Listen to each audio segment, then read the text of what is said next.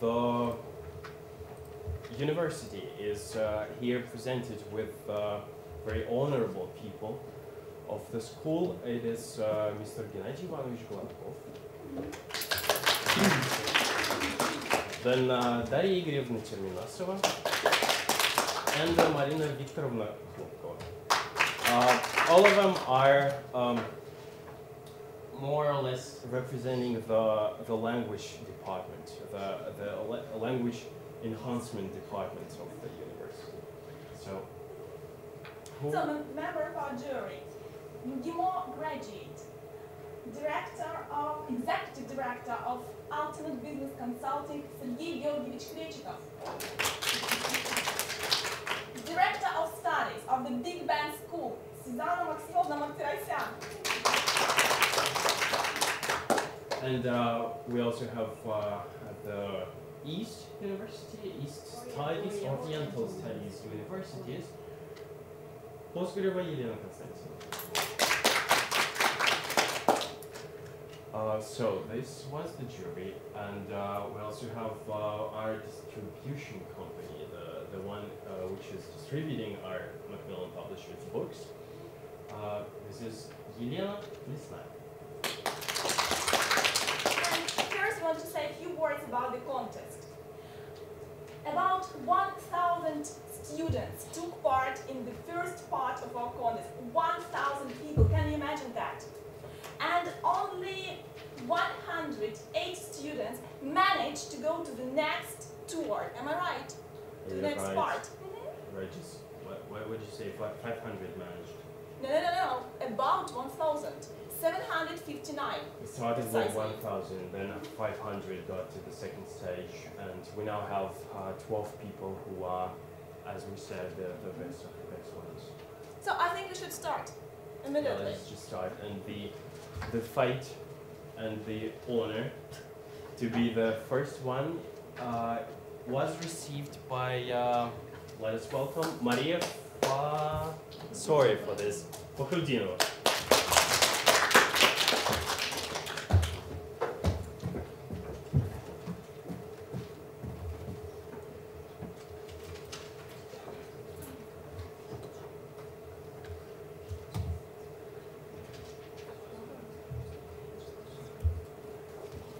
Ladies and gentlemen, it is my own privilege to be here.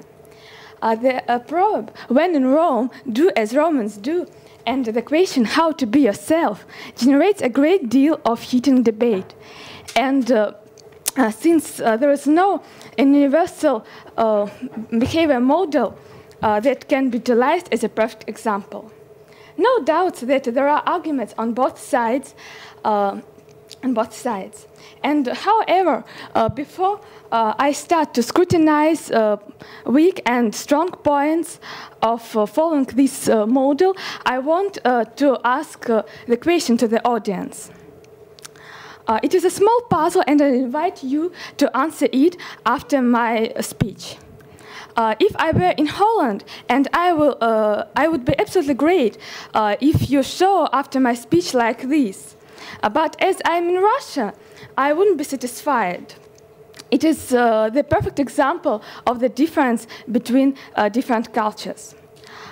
So let me start with the arguments in favor of this saying. First of all, it is rather egoistic to force your own culture on others.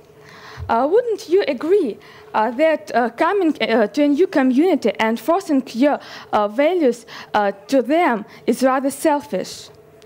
Why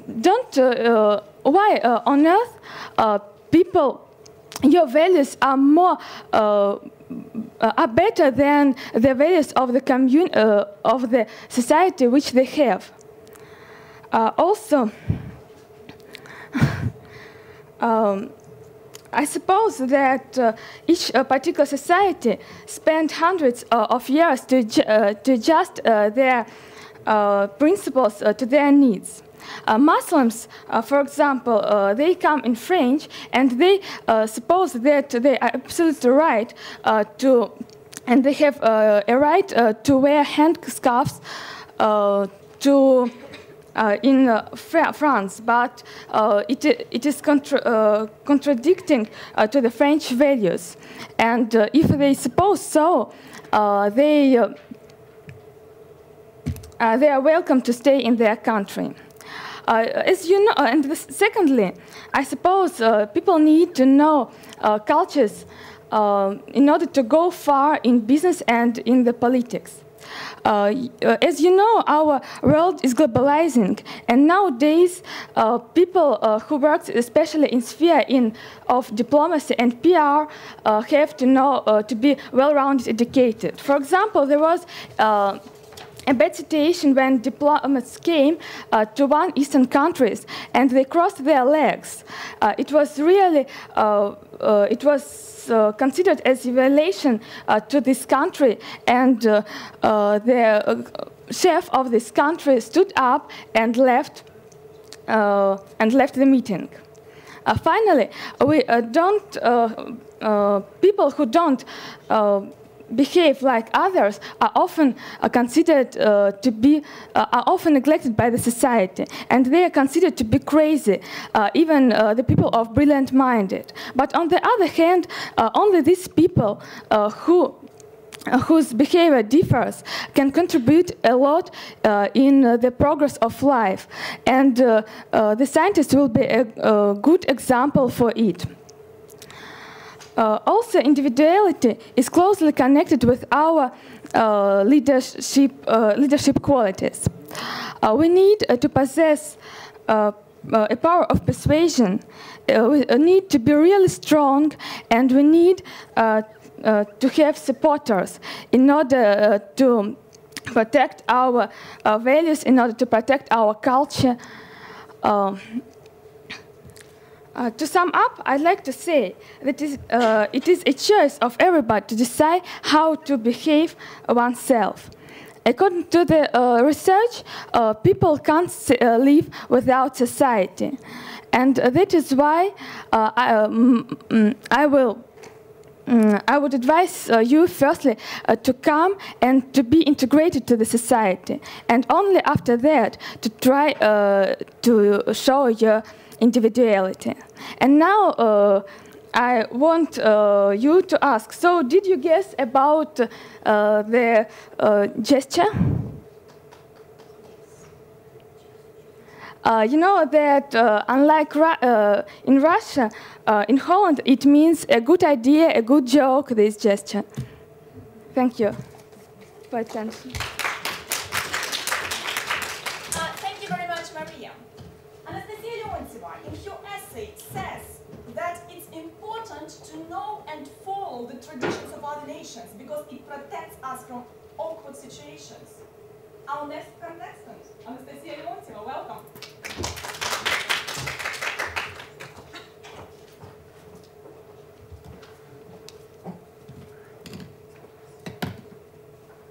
Good morning, ladies and gentlemen.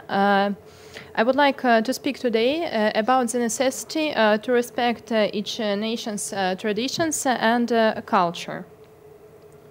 Sorry, I didn't.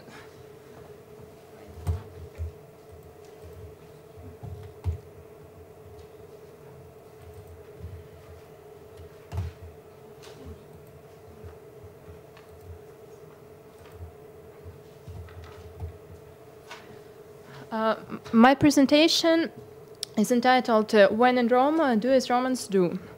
And the English idiom "when in Rome, do as Romans do" implies that a visitor should try to act as the people who are from that place. The time of the conquests of the Roman Empire, France and Great Britain, when they tried to introduce their culture, tradition, customs in the occupied regions, became a thing of the past. Such a behavior resulted inevitably in the loss of the national identity. And nowadays, when the world is becoming multipolar, it is necessary to respect each nation's culture and traditions. To see the map of the world, there are more than 200 countries in which more than 6 billion people are living. And they speak different languages, they profess different religions, they are proud of their history and culture. They cherish their own traditions, and the significance of understanding each nation's traditions gradually increases. It affects business sphere as well as political scientific sphere. And as for problems that can cause the problem when we do not respect each nation's traditions and culture. For instance, an inappropriate behavior of a person or a country can be treated as an insult, or some aggressive acts of a state can cause military conflicts. And moreover, policy of government that does not take into account interests of ethnic minorities may provoke terrorism. So we should get rid of all this phenomena. And to my mind, there are three levels of people's communications that form a single system. Main actor for the first level is a person, for the second a nation, and for the third a country. And to start with the first level, most countries differ in the level of economic development. Religion is also one of the most important factors. And, for example, the fact that the Muslims do not eat pork, we should take into account this respect. And when we invite a Muslim at home, we should try it into consideration. And then the second level, it is necessary to follow now traditions of other nations because it protects us from being in awkward situations. I will present three cases. The first one, the Germans that are very punctual. The second one, the French that are there, who like their cuisine. And the third one was the British. And there is also the maintenance of traditions in a global perspective. For example, the European Union, it includes 27 states that make up economic and political unity. Though all of them use the euro, have supranational machinery of government, each country develops and promotes its cultural language, and because of the harmonious unity, it presents strength. Here on the screen you see flags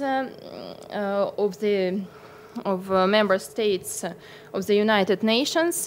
These flags are situated in Geneva, and they, to my mind, symbolize the unity and the mutual respect between nations, and also unanimous goal of all countries that take part in the United Nations. And the observance of any national culture is very important on a personal, national, and global level. And it is the single way of the communication and the cooperation in the modern world of conflicts. And the age when states were becoming a global leader through the suppressing of the national identity is out. And to sum up, the idiom that when in Rome, do as Romans do, still be topical, especially now when our world is balancing sometimes between peace and war. And respectful attitude towards all nations' traditions is a key guarantee of stability and peace. And it has a lot of sense today, though it was firstly said many years ago. And thank you for your attention. Thank you very much, Anastasia. That was informative. Our next contestant is Victoria Izmalkova. We live in a beautiful and extraordinary world, she writes in her essay. Welcome. And where is Victoria?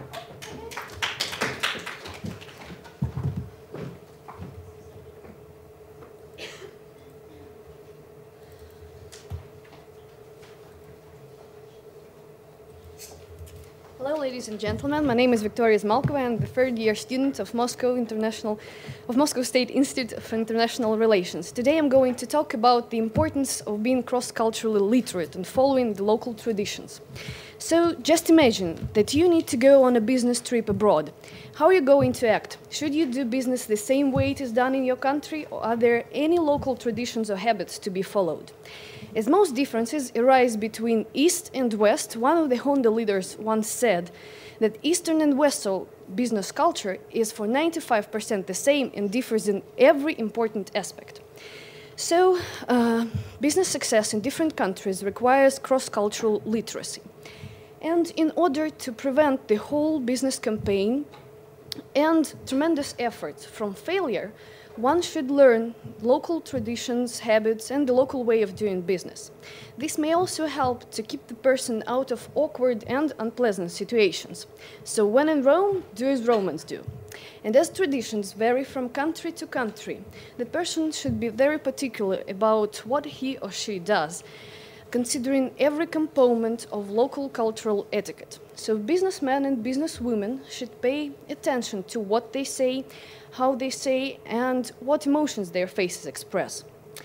More than that, a person should be very careful about the dress code, considering or being very particular about choosing clothes and the colors of the garments.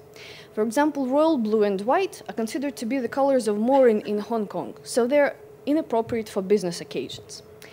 In addition, keeping up with body language traditions is essential too. Direct eye contact and firm handshake are of habit in Austria and some other European countries. But the same gesture may be considered impolite or even rude in Japan and some Eastern countries. Eating habits are of importance too, as most business trips and negotiations are complemented by business lunches and dinners. So businesswomen and businessmen should do their best so as not to offend the hosting party. For example, in Netherlands, it is impolite to refuse to drink alcohol when you are offered, even if you are offered alcohol during working hours. And in Japan, for example, and in China, it is impolite to eat everything what is on your plate. So I may say that one should not impose one's own rules while being a guest and traveling all around the world. And more than that, one should bear in mind following the customs, traditions, or habits of the country he or she is going to. And to sum up, I would like to say that this is not only about business or work, it is about one's man's ability to respect others' ways of life, and it's the matter of his or her manners. So I would recommend just to go with the cultural flow.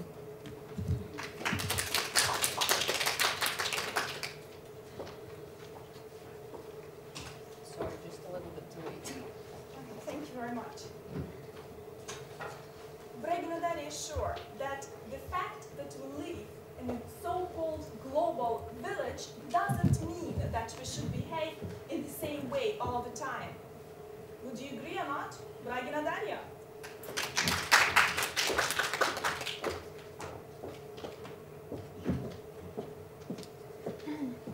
Good afternoon. My name is Braikna Daria, and I am a first-year student of Moscow State University of International Relations. Today I'm going to speak on the proverb, when in Rome, do as the Romans do.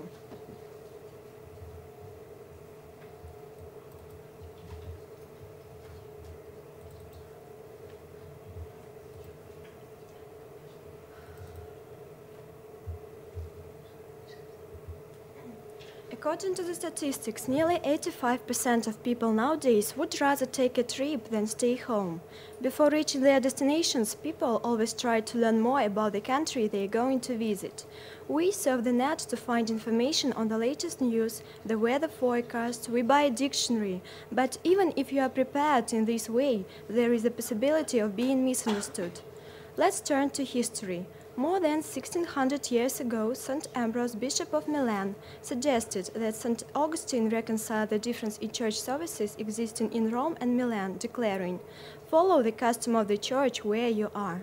This phrase emphasizes the importance of observing other countries' traditions.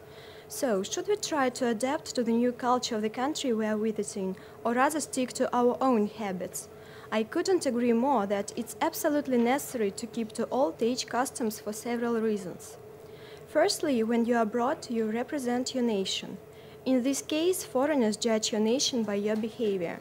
Confronting with another culture will lead to underestimating your own country. In addition to that, bad manners of one person or a group of people usually create a negative stereotype of the whole nation. A case in point is the Russians, who are considered to be heavy drinkers, although it's not true at all. Here is an interview with famous Russian writer Vladimir Medinsky. So have a look at the slide.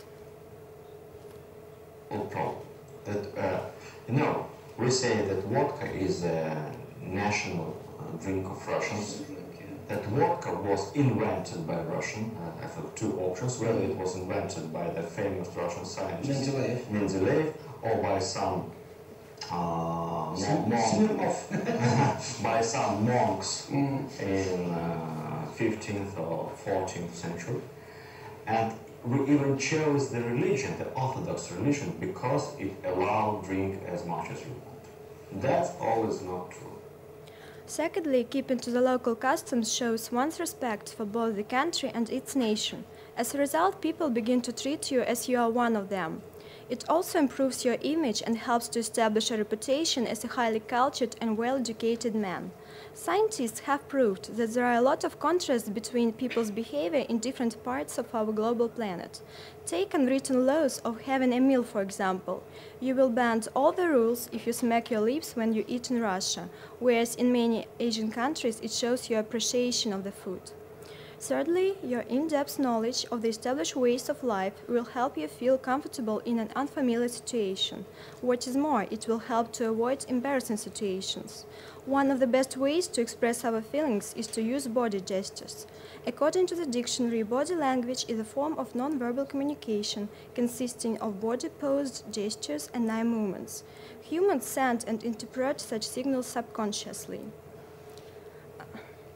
Here are the top 10 risk rules for credible gestures and body language. Eye contact. Have your weight on both feet, shoulder width apart, one foot slightly in front of the other. Lean forward about 3 to 5 degrees from the waist and get into the communication. Tuck your chin slightly in, relax your shoulders. Use open double hand gestures with your palms showing. Be pleasant. Have your elbows at 90 degrees and show your solar plexus. The video shows top 10 gestures that help you to create a favorable impression on people. However, in reality, we should take into consideration that gestures have different meanings depending on the country in which they are expressed. For instance, in Tibet, it's very polite to stick your tongue out at someone as it means friendliness. However, in an European country, you will be misunderstood. Let's watch the video of the peculiarities of body language in Poland and Japan. Have a look at the slide.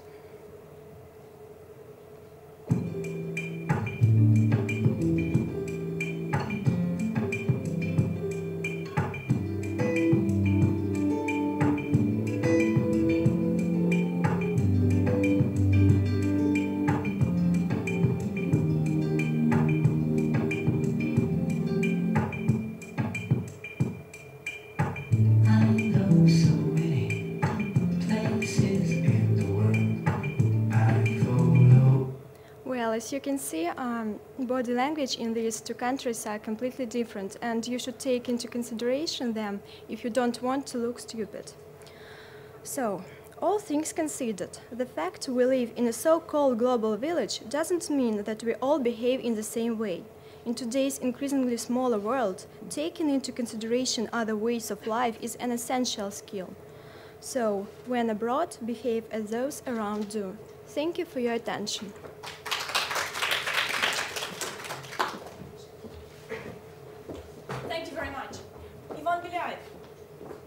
Our next contestant. In his essay, he states that it is essential to explore cultural values and attitudes before going to another country.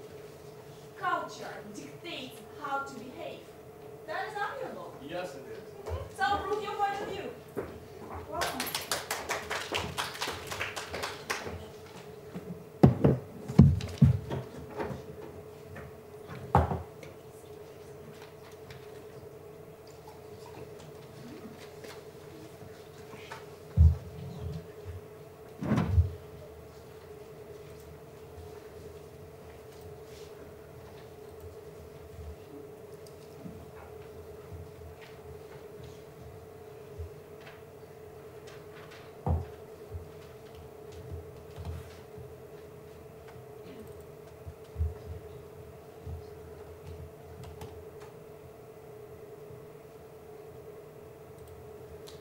Well, good afternoon, ladies and gentlemen.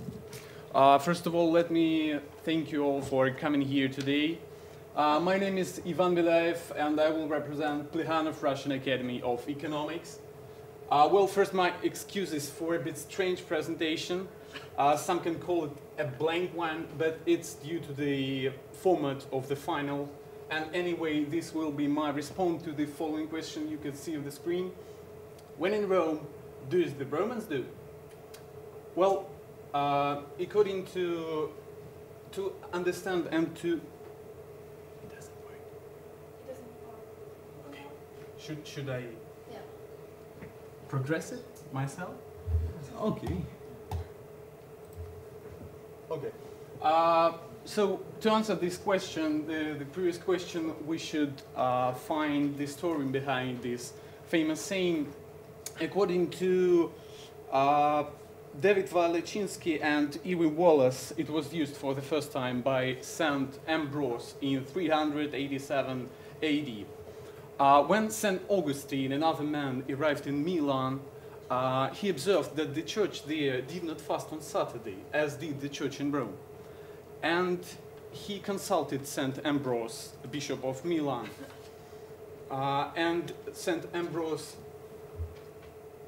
replied, well, when I'm at Rome, I do fast on Saturday, and when I'm at Milan, I do not, so follow the custom of the church where you are. Eventually, it became, when in Rome, do as the Romans do. According to my experience, yes, this saying is quite true, and my experience proves it. So originally, as we saw, this saying referred to religion, and it still does, actually. For example, when I was in Jerusalem, our guide strongly advised us not to take any photos in public places, since, yes, you can use any equipment when alone, but otherwise, when using it openly, you violate the Sabbath, the seventh day of the week, Saturday, the day devoted to to worship and rest from work in Judaism, and one had better follow this advice not to be accused of desecration or even be beaten by the Orthodox Jews. Nowadays, this idiom is, to my mind, applicable for all aspects of culture. In our global world, millions of people travel, not even travel, they migrate from one place to another, from a former colony to a former mother state in particular.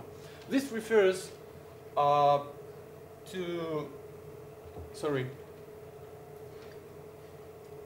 Afro-Americans living outside Africa, especially in the United States, to the Algerians living in France, to the Turks living in Germany, to the Caucasians living in Russia. And however, many of these people are not going to do as the Romans do, and hence they are not able to assimilate into a country. And that leads to cross-cultural misunderstanding and conflicts continuing to grow in tension and the number of people involved. As we know, what culture does three things. Firstly, it ranks what is important for a particular society. It teaches values or priorities.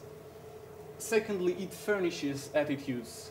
This means it shows the perception of an idea, of an object, or a person in a particular society. And finally, culture dictates the behavior which are related to attitudes and originates from values in the country, in the culture. That is why I do believe that exploring cultural values and attitudes is highly essential before entering another country in order to know how to behave there. And the given idiom, when in Rome, do the Romans do, it exactly works fine, because it, when suggesting to behave as the Romans, as the locals do. Well, thank you for your attention, for being such an attentive and patient audience.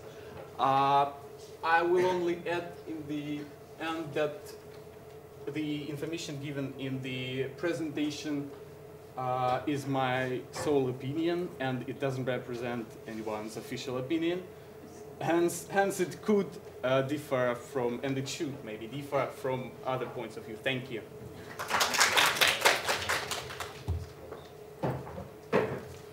Thank you very much, Ivan. That was tremendous. You're welcome.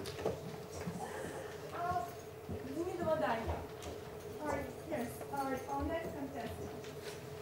Interesting, she says that even if you're a guest in another country, and even if you do make mistakes, such features as politeness, respectfulness, modesty will make people forgive all mistakes that you can ever make. Welcome. Thank you. Good morning, dear ladies and gentlemen. Glad to see you here.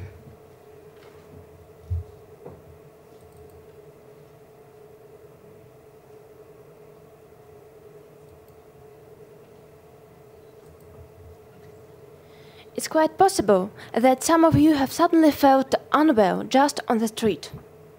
How many people paid any attention to you? Tried to help? You felt like a stranger in the world of healthy people, didn't you?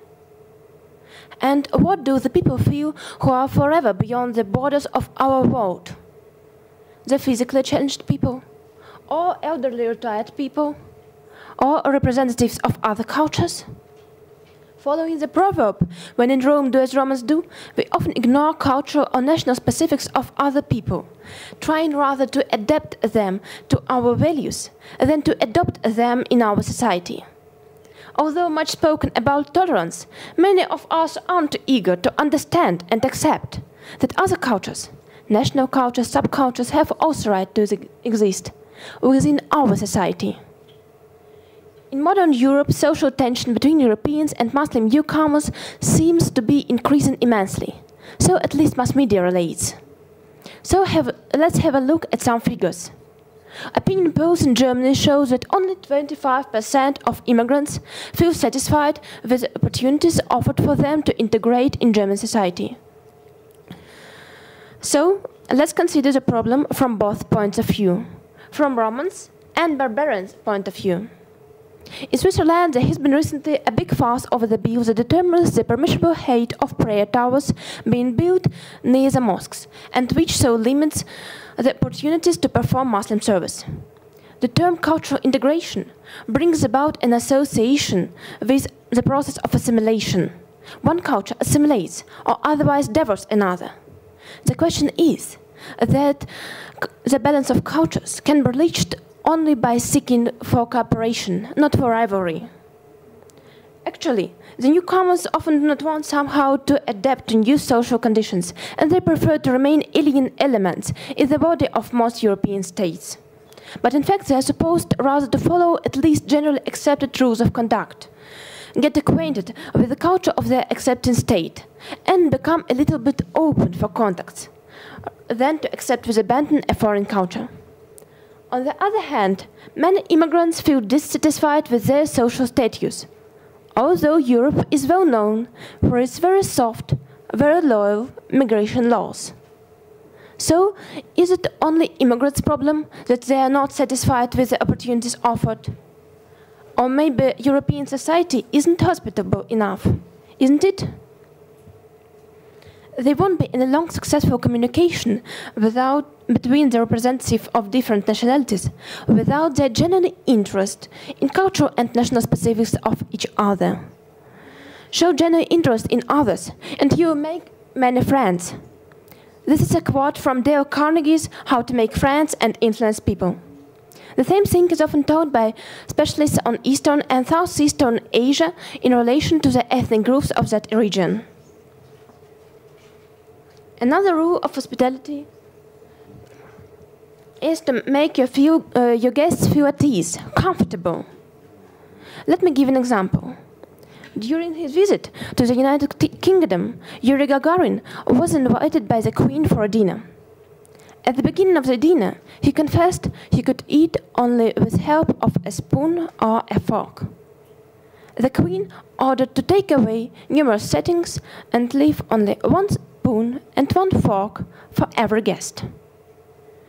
To sum up, enough is as good as a feast.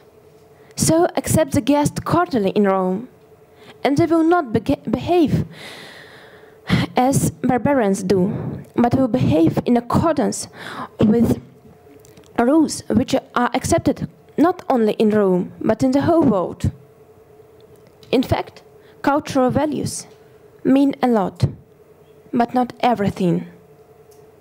Universal values help everybody to communicate with the representatives of other cultures and religions, and overcome distinctions of race, religion, and culture. Good human relations, friendship, love do not know any geographical borders. And universal human values is what really matters. Thank you for your attention. Do you have any questions? No? Thank you. Thank you very much, Daria. Is sure that simplicity is the indication of perfection. Am I right? Yes, you're right. So, Lev Nikolaevich Tolstoy said that nothing but being simple can make people closer. Simplicity is the key to the beauty of the soul. Igor Shevchukov?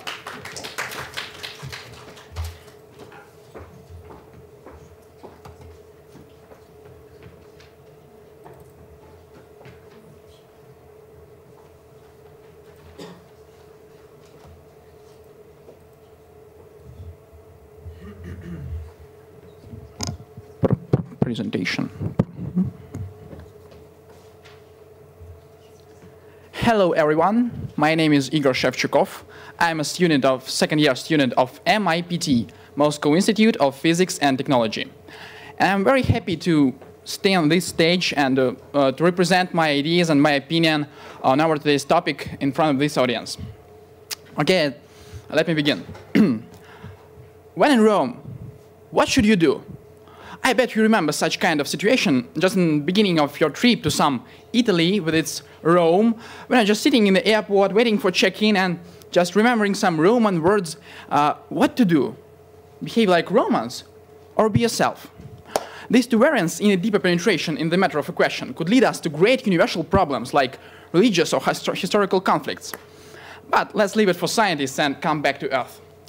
On the one hand, you're at somebody's home, and visiting somebody, it's accepted to respect them, respect hosts with all traditions, values, religious or cultural quirks, language, clothing, and even gestures is your duty as a guest.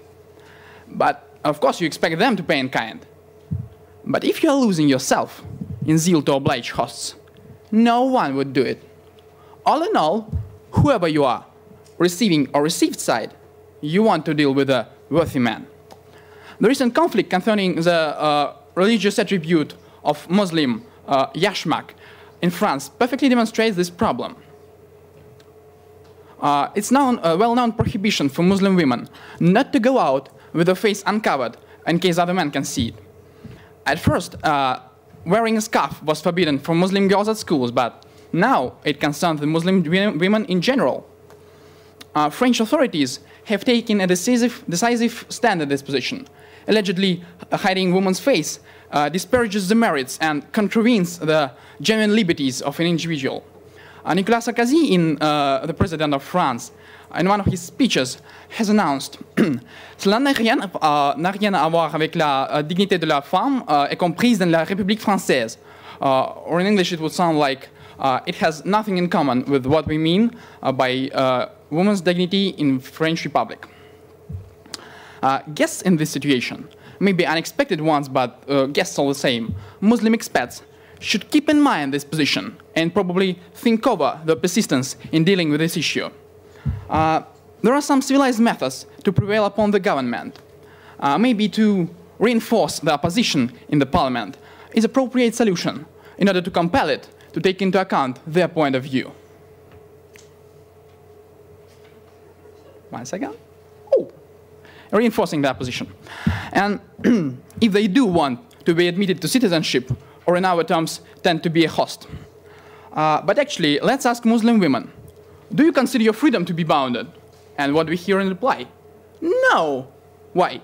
It's easy. I have my own right to show or not to show my face. If a woman does want to show her beautiful legs, she just puts on a miniskirt. If she doesn't, she puts on a long skirt. It's a matter of upbringing. Since my childhood, I feel uncomfortable when someone except my relatives stares at me. So I wear a yashmak. But Frenchmen, for their part, are going beyond the mark. Religion is among those aspects of life which have to be carefully treated and definitely don't have to be excessively pressured. Otherwise, especially for Islam, with its diversity of aggressive limbs, unpredicted results could ultimately spring up. However, the French government already has been threatened by the several extreme organizations because of this conflict. But then, in the light of up-to-date trend to universal globalization, bounds between different countries are being obliterated. Interaction has become easier. World-spread English pulls language curtain off. We all see the same world brands in our wardrobe. We just get our music and videos from the international web. Simplicity is considered to be the perfection sign. But what would the world look like if the only Romans were? To make a conclusion to what was said, I want to mention that in every issue there must be a golden mean. Know about your Romans so much that you won't offend them with your behavior. But remember that you are yourself, despite of your current location and surroundings. Respect hosts and respect yourself in the equal measure. Thank you for your attention, and your questions are welcome. No questions? I have a question. Okay, you're welcome. Do you speak French as well? Not as well as English, as you can see. But I study French and study German because it's my hobby. Languages is my hobby, are my hobby. Oh, thank you. Thank you very much. So our next contestant is Daria Klimovic. If in Rome you do only as the Romans do, you will lose your own personality. You will lose your culture. How to avoid this? Daria will help us. Hi, ladies and gentlemen, but please wait a minute. I'm trying to find my presentation.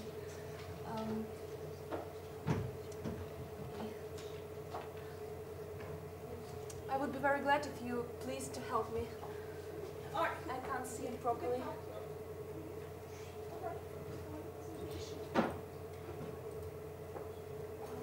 I'm not a digital native. Maybe someone can help. Yeah.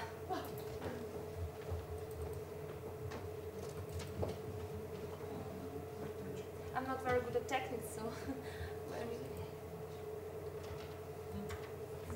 so it is believed that when a person comes to a new place, he should behave according to the rules that are accepted in this area. It's especially urgent for foreigners and international students. Thus, when in Rome, do as Romans do. On the one hand, to behave as it is accepted in the area is the rule of decorum.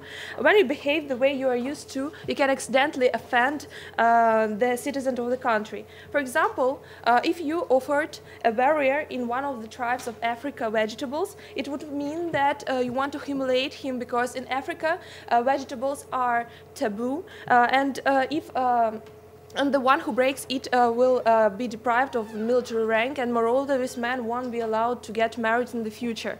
So please don't do it. No vegetables. And I also want to mention another tradition of African countries, like the tradition of Namibia. There it's acceptable to come unexpected and unassigned as a guest, and you can visit every wedding and every and every society you want to without being unwelcome. So inattentive behavior can cause conflicts because nobody will expect your appearance at the wedding, for example, in Russia or in another country. So, so that not to make your social integration more difficult, please look after your behavior, because if you behave just only like you're used to, people can believe that you don't respect them. Moreover, your inattentive behavior can even bring you to court.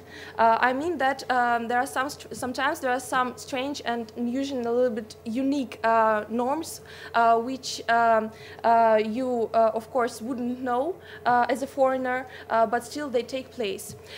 In Arkansas, if you mispronounce the name of the state, it can bring you to prison because there is a law where it's prohibited to mispronounce the name of the state. Then in California, it's prohibited for a woman to drive a car wearing a house coat. So please be attentive. Then in the state of Colorado, a pet cat, if loose, must have a tail light. That's also a very unusual norm, but still it exists. Moreover, there are some acts that are crimes in one country but not in another, like I have already mentioned.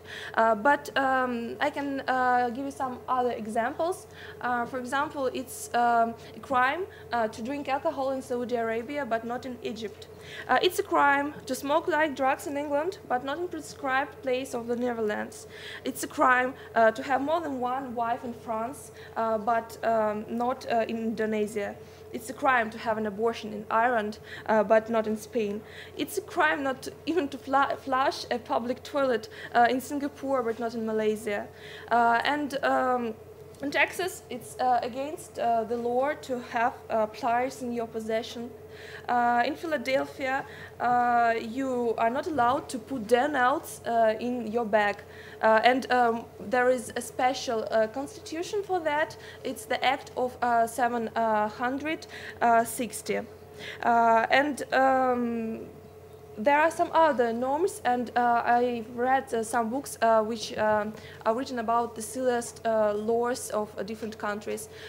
We can speak a lot about law. Dura lex, zet lex, and it means that we must obey the law. And I want to advise you that when in Rome, firstly have a brief look at Roman law. I'm telling you that as a future lawyer. On the one hand, if you are in Rome, but do only as Romans do, you can lose your own personality. When you live according to the traditions and norms of the country, you feel strained and nervous. In addition, you can lose your own culture. For example, there are some mixed families where one spouse has immigrated from another country, and on the one hand, the family is united. But still, if the person who immigrated behaves like it's accepted in this country, it can mean that at first he will forget some norms of his old culture, and these norms will be forgotten in the future, and the children won't recognize the traditions of their forefathers if they see that both parents behave in the same cultural way. So, to some extent, a part of the culture will be undeveloped or even lost.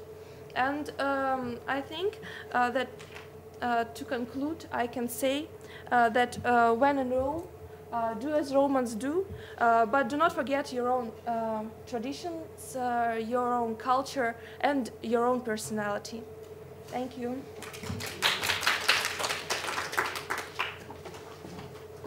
Thank you very much. Dmitry Vakira, you can prepare. She writes that in Japan, you must avoid eye contact. In Pakistan, you mustn't read. Oh my God. In Finland, Finland, don't start your meal before your host does. Only one thing can make us differ from each other, and it's cultural unawareness. But it's so easy to overcome these difficulties. Kira, is it really so easy? Yes, it is. So, welcome. Good afternoon, everyone. Let me introduce myself. My name is Kira Dmitrieva. I am a second-year student of the Faculty of International Economic Relations. My purpose today is to find out whether when in Rome, do as the Romans do is the safest rule for us to obey abroad. I've divided my presentation into three main parts. Firstly, we'll speak about the importance of cultural awareness abroad. Then we'll see how cultural awareness can help a company to become successful on overseas markets. And lastly, we'll turn to body language. It turns out to differ from culture to culture.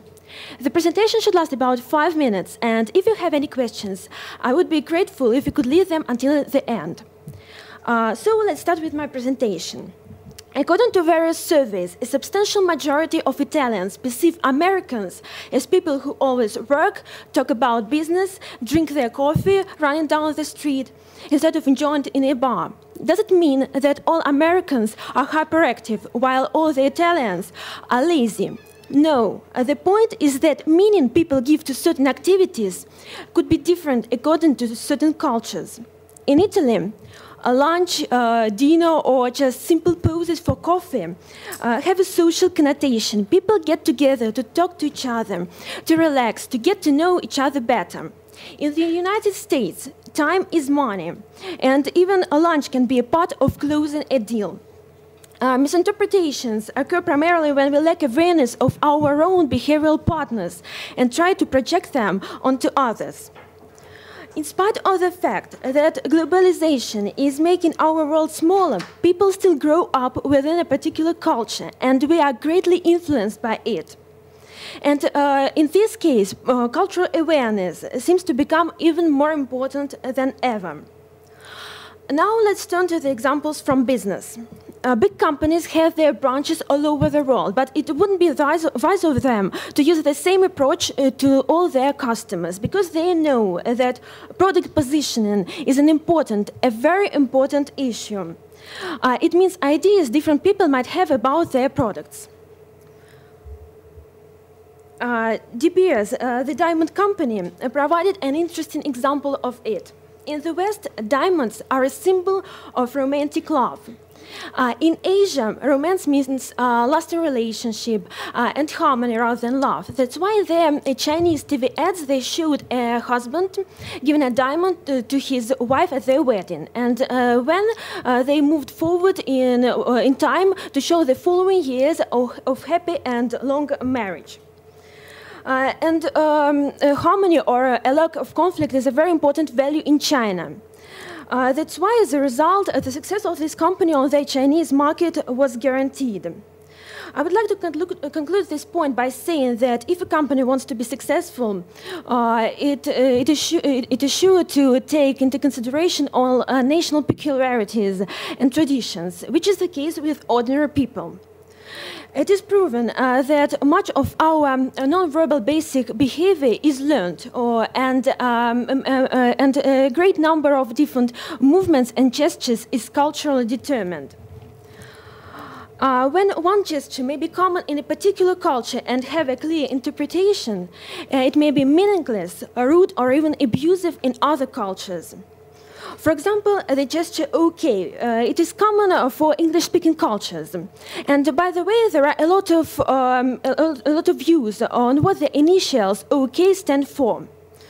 Some people believe that it is the opposite of knockout, but another popular theory that it is the abbreviation for Old Kinderhook, for the birthplace of the 19th century American president Martin van Baden, who used it as a campaign slogan. But do you know that in some countries, for example in Belgium, in France, it means null, it is nothing. Supposing a Frenchman asks you about French cuisine, do not use this gesture, otherwise you'll hurt his or her feelings very deeply. This leads us to the idea, if we do not know the exact meaning of a certain gesture, we could find ourselves in an very embarrassing situation. For example, everybody knows this gesture. It is the hand signal of the University of Texas at Austin, and George Bush is known to use it very often. And can you guess what it can mean in some European countries? Marital infidelity. And no wonder that the images of Jenna Bush publicly displaying this gesture led to startled reactions in Norway. Nobody wants to get into an awkward situation. That's why it's very useful to know not only differences in etiquettes, omens, but also in body language in different countries. Well, that covers everything I want to say. Let me summarize the main issues. Firstly, we've deduced that we need to realize that cultural awareness plays a crucial role even now in the age of globalization. Secondly, we found out what tricks based on cultural differences big companies use to be successful on overseas markets. And finally, we've come to the conclusion that body language differs from culture to culture, from country to country, and for that reason, we certainly should be particular about gestures we use. Nowadays, modern technologies give us a countless number of opportunities to communicate. I believe that people do their utmost to become closer to each other. In conclusion, I'd like to leave you with the idea that there is one obstacle which can spoil our relationship. It's cultural unawareness. Anyway, it's so easy to overcome it. Thank you very much for your attention, and if you have any questions, I'm happy to answer them now.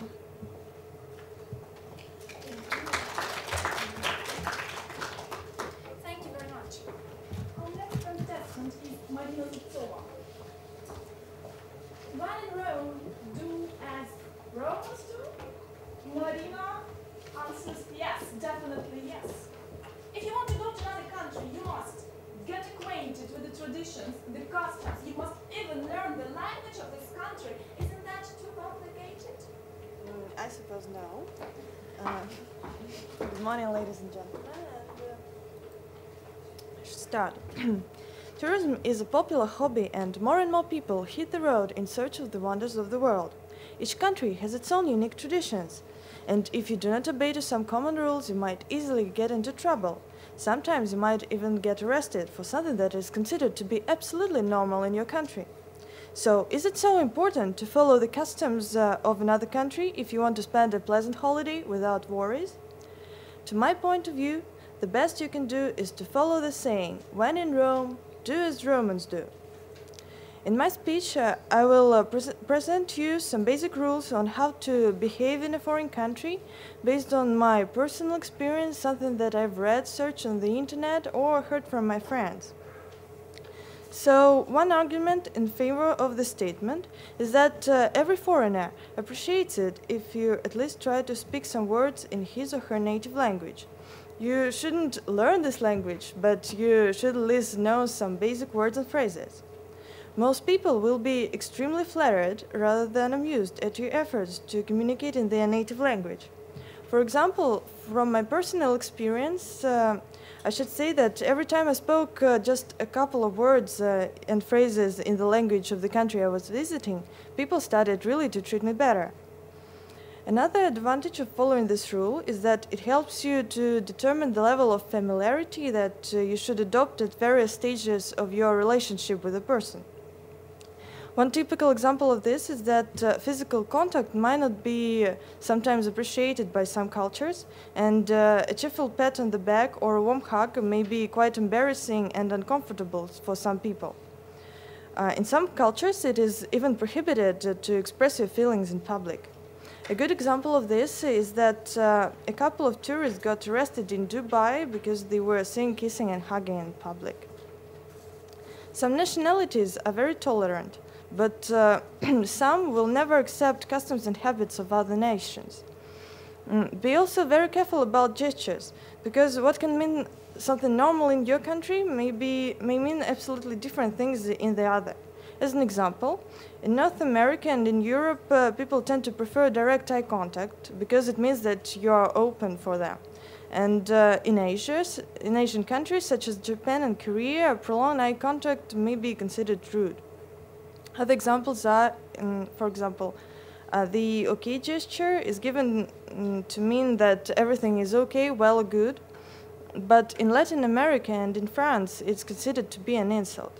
The thumb up sign means that you approve or you agree, but in Asian and Islamic countries, it's very rude to do the sign. Putting your hands on your hips conveys an open and confidential posture, but in Asia is a sign of arrogance. In fact, even the way of dressing is very important. In countries where women have to wear clothes that cover their whole body, such as a special dress hijab, it is advised for foreign women to wear clothes that hang loose so that the shape of the body is not apparent. The design mustn't consist of colorful patterns, which attract attention. Following eating habits is also very essential. If you don't want to taste local food, it's your choice, but you should be aware of what is not eaten in the country. For example, a friend of mine offended a waiter in Sudan because he asked whether they had pork in the menu, but pork is not eaten in this country. Taking everything into account, I should say that it is extremely important to get acquainted with traditions of the country you are going to visit. Social customs differ from one country and culture to another, and there is simply no way you can fit in and be at home unless you learn what behavior is and isn't appropriate. It is important to make generalizations that can be applicable to every situation. But my point of view is that you should inquire politely about local customs. You should just ask the foreigners how to behave in this or that situation. So, if you do not know what to do in the situation, or you happen to come in Rome and you don't know how to behave, then just ask the Romans themselves what to do in the situation. Thank you.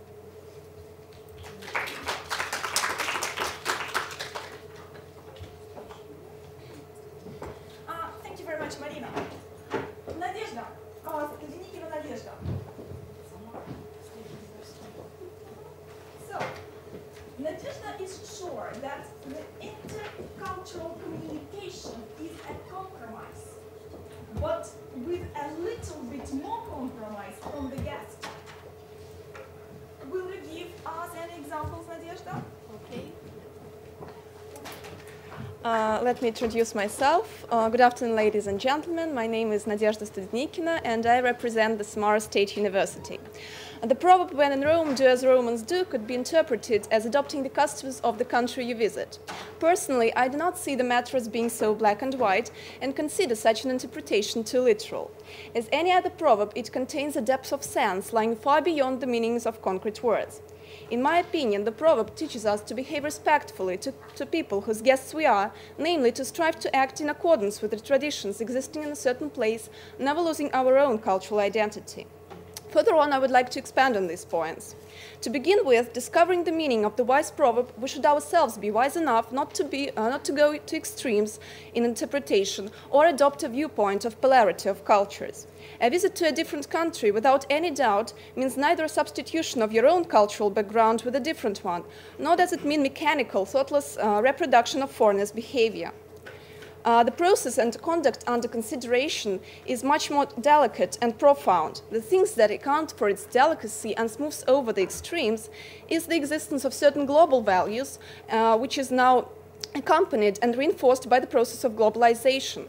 Goods of a globalized market, being for instance clothes, are now widely spread and popular around the world, with national garments being met rarely and with fashion trends being spread all over the world. Nonetheless, in accordance with the principle of unity of opposites, together with the common there exists the different. Thus, when it comes to the disconformity of cultures, a visitor ought to conduct oneself differentially. A grave point here is how the visitor's respect should be displayed. Should one adopt a foreigner's lifestyle when visiting some place, or continue to behave in his own way, but be ready to find people around behave differently? I see it as a happy medium between the two. On the one hand, one should not lose the sense of one's own national originality, and on the other, his behavior should not be in any way insulting to the members of the hosting community. I consider the intercultural reciprocity being a compromise, but with more indulgence from the side of the guest, whose status presupposes certain esteem of the host country's citizens.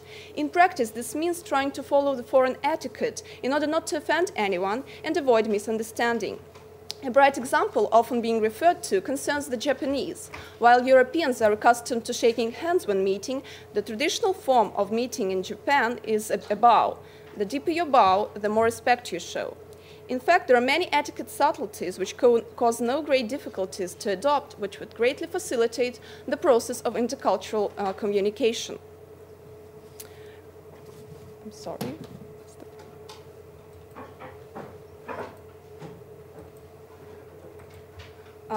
Otherwise, the neglect of such inevitably leads to certain impediments in building a stable and positive relationship. Anyway, much more significant are some strict cultural prescriptions and bans, being long-rooted in history, not existing in written form, but nevertheless having the status similar to that of a law.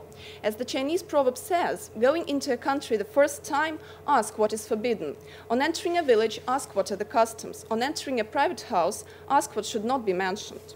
Your failing to adapt to the new cultural background might make interaction easily reach a deadlock, with your efforts at cementing a relationship being equal to talking to a brick wall. Moreover, there are also cases of profound dissimilarities of cultural values or attitudes regarding some traditions which constitute the basis of the guest's culture. Does this mean the deviation, exclusion from the traditional rules prescribed by the proverb? In its verbal sense, yes, but not in its deeper meaning, which personally I see in deference of foreign cultures. This respect should always be mutual, with all members of intercultural communication being viewed as equal and original individuals. Tolerance is something valued in any civilized society. Thus, sticking to your ethical principles will most probably be accepted and even respected by the members of the welcoming community. For example, a polite refusal of drinking alcohol by a Muslim or eating beef by a Hindu will sow no discord in communication. In conclusion, as I have already said, adherence to the proverb, when in Rome, do as the Romans do, preconditions a complex and delicate process, which could be seen as diplomacy, tolerance, art of communication, finding a compromise, common grounds, bridging gaps, or maybe all of them comprised. Anyway, the essence remains the same. All the styles of behavior named above precondition a prudent approach, and this could be the right moral deduced from the proverb, as all the proverbs teach us wisdom and reason, passing them on to us from the experience of the previous generations. Thus, traditions of a different culture definitely deserve respect from the visitor's side. This respect in its own turn means acceptance of the foreign rules of behavior, as long as they do not run counter to or demean your own ethical principles. As Octavio Paz, a Mexican ambassador in India, poet, writer, and diplomat of the 20th century, once said, "Life is plurality, death is uniformity. What sets worlds in motion is the interplay of differences, their attractions and repulsions. Thus, in the long run, it's our differences that make us unique and interesting and make cultural interaction bring bilateral enrichment." Thank you for your attention.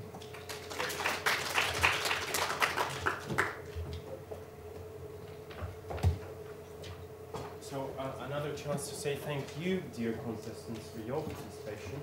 It was a great pleasure listening and watching. I'm sure it was a great pleasure for the jury to be evaluating the talks in different aspects. And so now the points will be counted up. But what's very more important, much more important, is that is not counting up the points, but that each of you now today had a chance to speak, that the voices did sound, and that the words were spoken, the words pertaining general and common values of the mankind. You now are very young, but we are now all sure that in the future your voices will sound louder, your voices and your personalities will do a lot for the cross-cultural success and for diplomatic victories in every sphere of the modern world. So we're now counting up. You guys can I don't know, go outside of coffee, because the jury needs to kind of speak to each other. So feel free to stay also, but we're not grouping in. Don't forget to come back in 10 minutes.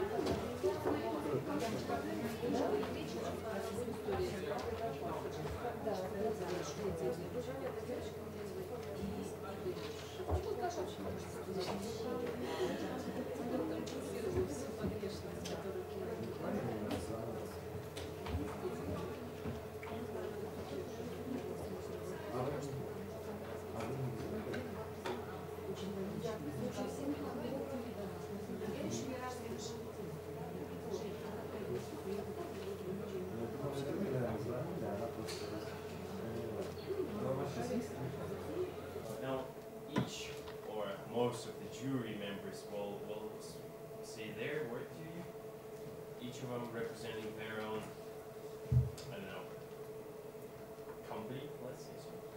And then we're signing the certificates and eventually handing in the prizes. Okay? So first one is Mr. Sergey Georgievich from the Ultimate Business Consultant.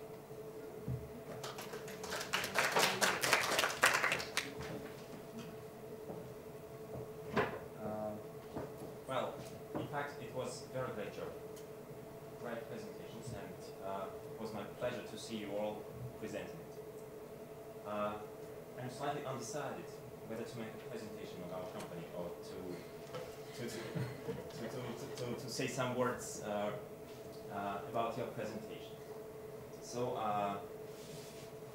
I think better to say some words about your presentation. First,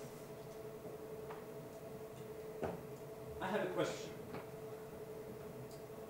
Why do you make presentations? What is the reason? To convey your ideas in the right way, just to represent your ideas. Ideas. First. Second. What else? To impress the audience. To what? To impress the audience. To impress the audience. What else? Do you have a job? Not yet. What if I say that you're making presentations to sell yourself? Not to make a pleasure for the audience, to sell yourself. Do you agree with me or not? To sell yourself and to sell your company, to sell your product or to sell your service, or to sell your presentations. Not just fun, but really an act of selling. For this, I wrote down some tips for you, just to make your next presentations a bit easier and more impressive. Well, first,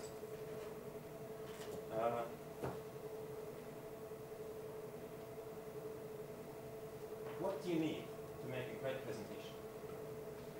PowerPoint. PowerPoint. Well, okay. I would say that if you use PowerPoint, you are selling Microsoft Office PowerPoint, not yourself. Have you ever thought about it? If you use PowerPoint, you let us see what it is in, but not your ideas. If you have some words on the slides, so you're selling these slides, not yourself. We are reading it, not listening to you. So my advice would be not to use PowerPoint at all, but to make presentations without PowerPoint. Sorry for telling this. What else?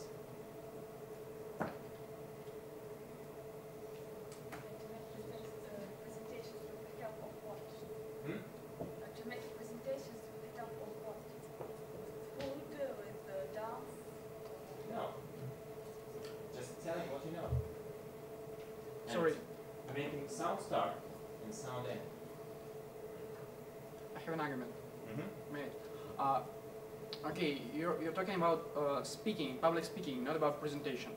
I couldn't just show the diagrams or the graphs? Sure, we do not have a flip chart here. Right. But we do. It's better to use flip chart, not a presentation PowerPoint. If you have a large auditory in front of you, the flip chart is... Don't forget, you are selling yourself, not the PowerPoint. Not yourself, but your ideas, yourself. Yourself is just acting on the performance on the scene, not the presentation. This is the acting of selling yourself. A presentation is the acting of selling your ideas or maybe ideas of selling yourself as an expert. You are an expert, and after the presentation, I may come to you and ask you, what do you do? What are you selling? What's your job? We are interested in your services. What else? Be positive and dramatic. Dramatic means to play with your voice, to play with words you say. Just to know some words that works every time. Positive words.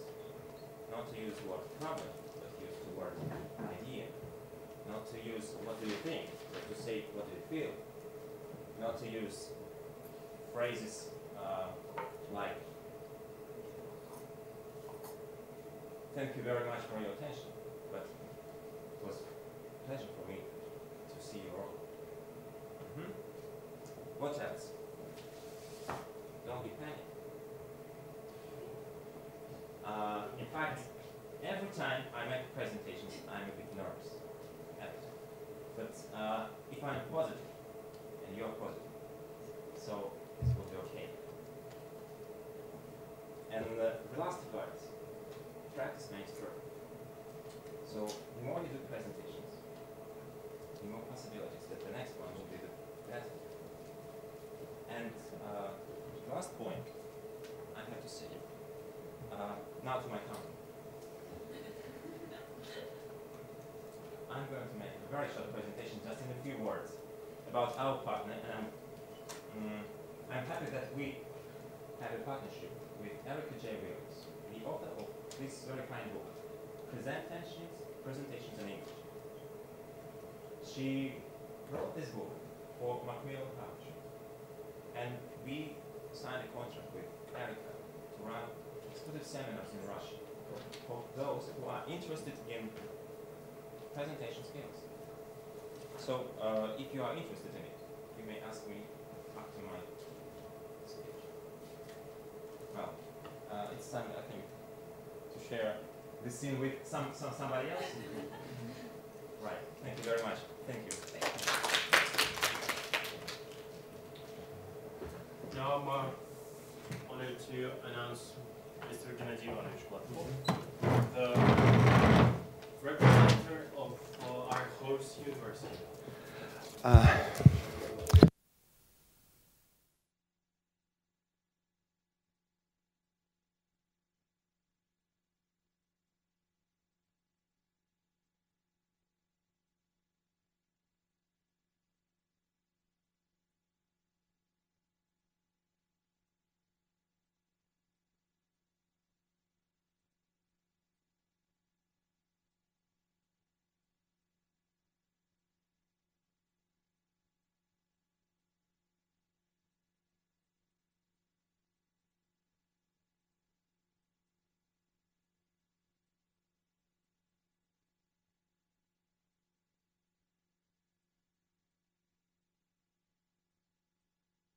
A university, and I went to Sochi and was enjoying my holiday, and suddenly I got a message, SMS message, Dad, please get in touch with me urgently. I have to make a presentation. She was in Singapore as a corporate lawyer.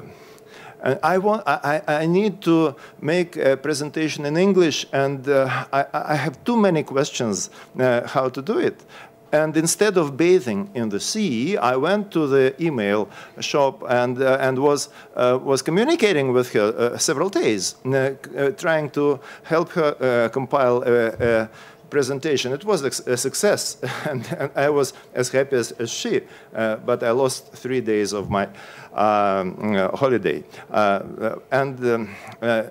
After that, She did scores of presentations. Yesterday, she had a birthday, and she had to leave at 8 o'clock because tomorrow I have an important presentation, and it will depend on, upon it will depend my grading. I'm supposed to get a higher grade. And it is so important, I will neglect my birthday. I will go and get ready for this presentation. How important it is. It is very, very important.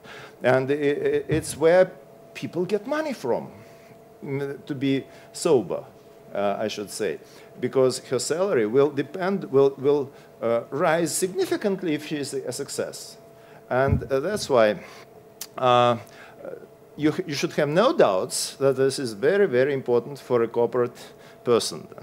Second, I was maybe unintentionally supportive of non-MGIMO students because I know that their surroundings, their setting is different and it is more difficult maybe for them because here we live in the atmosphere of languages. Languages are everywhere, but people come from some special university.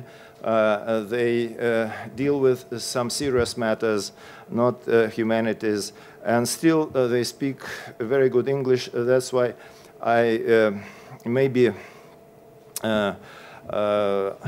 unintentionally, but I gave them higher marks, and it was noted by my colleagues.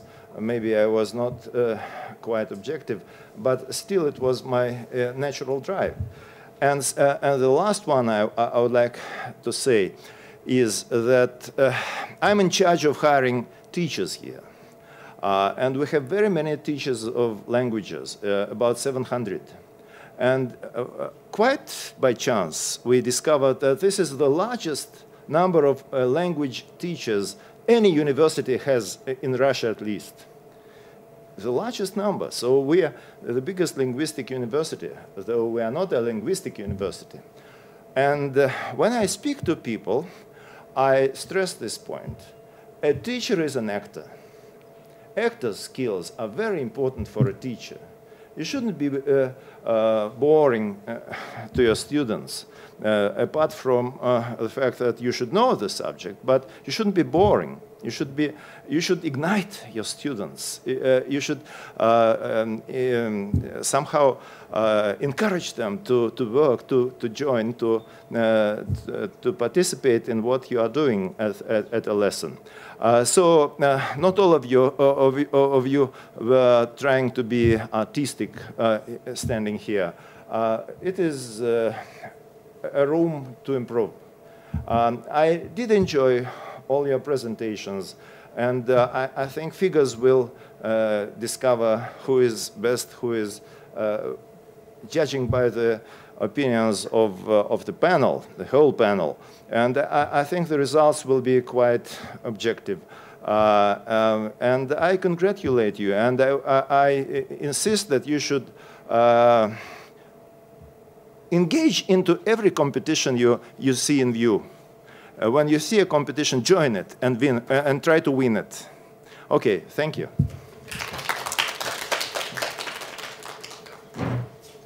So I think that now we're ready to announce the results. Yeah, which is, but before the results, I'd like to say a few words on behalf of Macmillan Publishing House. Yeah, well, just frankly speaking, just to say that we're really happy to be here is just to say nothing. We're really happy to see you all here. With your presentations, with your prepared talks, and with your ideas that you're ready to share with us. And from my point of view, it's just to realize that there are so many students worried about the possible ways of communication between different nations. It's really a great thing. Yeah, just that you're thinking about your future, you're thinking about the future of the whole world. Yeah, well, just that we can't influence, we can't make you teachers, give you good exam marks, and we can't make them give you credits, and so you're just here to be with us and to show what you can do. So, and we're really, I would say, pleasantly surprised at the results that we have here. Yeah, well, just because we know that everything that you showed today was done without your teacher's help. Yeah, well, just that was done done on your own.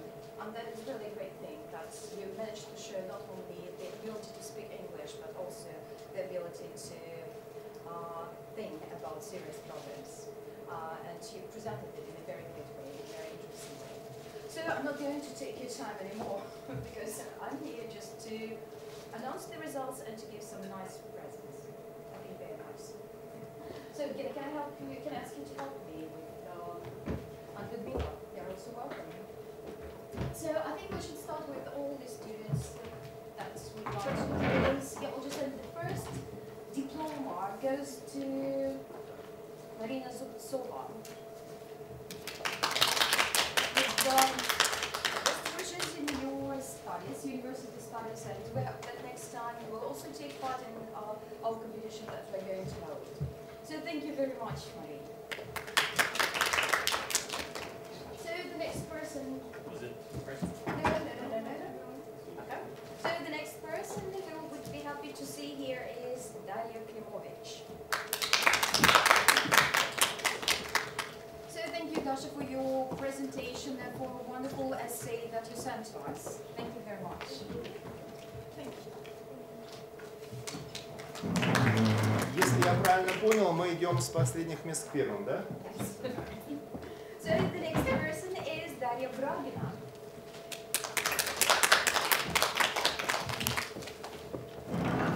Dasha, thank you for sharing wonderful videos that you found on the internet. Thank you. You also sent some nice books that can help you with your studies. So the next person is Anastasia Leontieva. Please welcome you.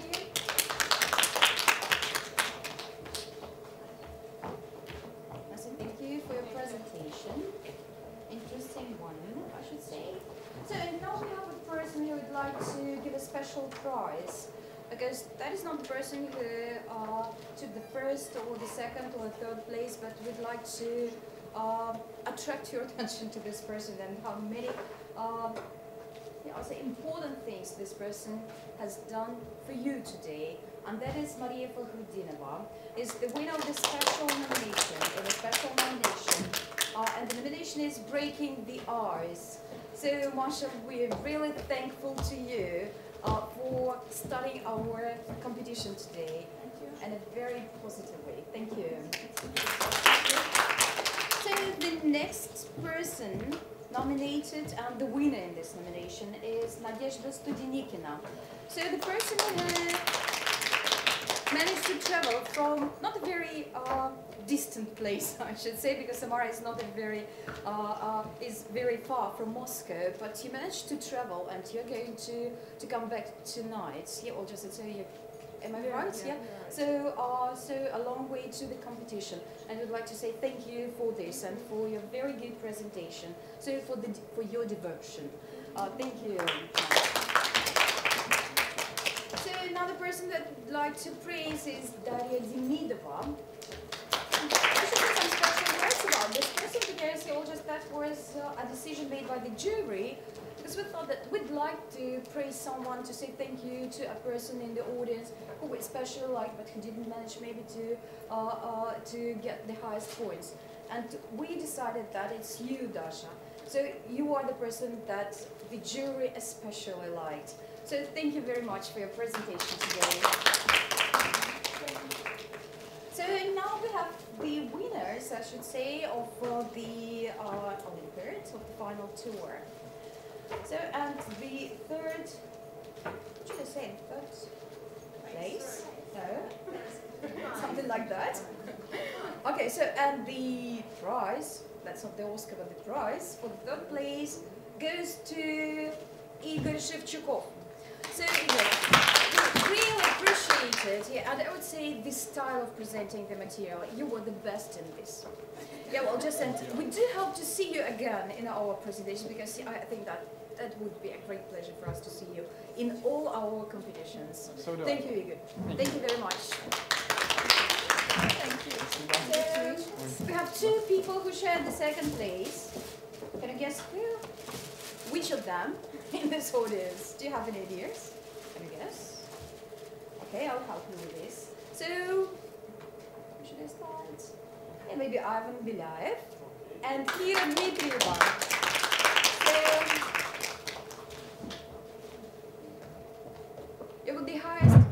highest, but nearly highest points in this competition, and we really liked the presentations that they did. They were very professional. Thank you very much.